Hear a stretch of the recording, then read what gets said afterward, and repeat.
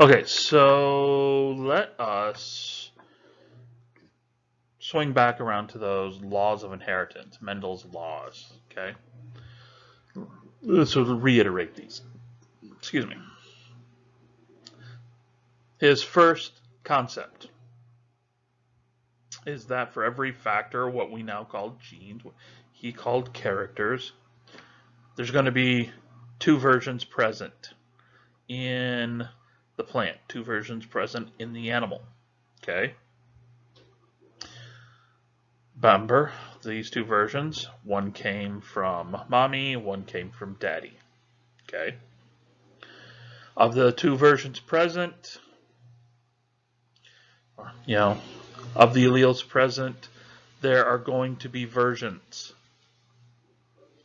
flavors of the genes, alleles of the genes that will be considered dominant over others.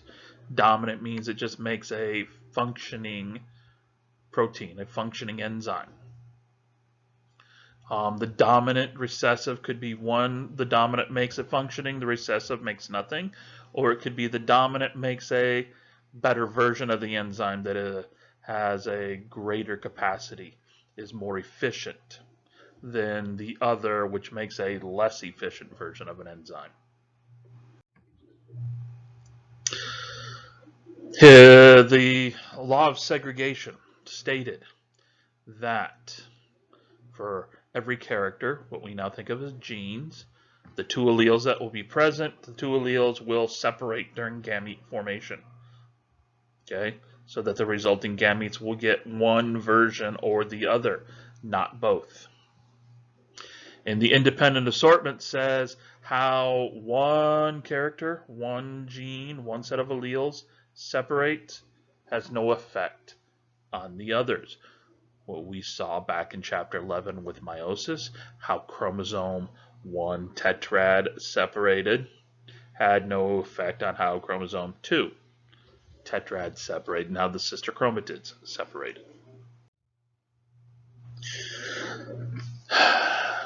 Exceptions to the rules that we talked about, incomplete dominance, codominance, and one that we're going to talk about, exceptions, we're going to talk about quite a bit in chapter 13, what happens when the genes are linked. You look over here, this figure showing a blue set of sister chromatids and red set of sister chromatids. When they line up, prophase 1,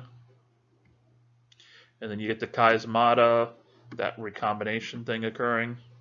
Well, notice gene A, gene B, gene C. A, B, C. A, B, C are what are referred to as linked genes because they are physically attached to each other. They occur on the same chromosome. Now, they may not be right up to against each other as the drawing shows. There may be some genes in between A and B and C, but they are still physically linked because wherever this sister chromatid goes, A, B, and C also go.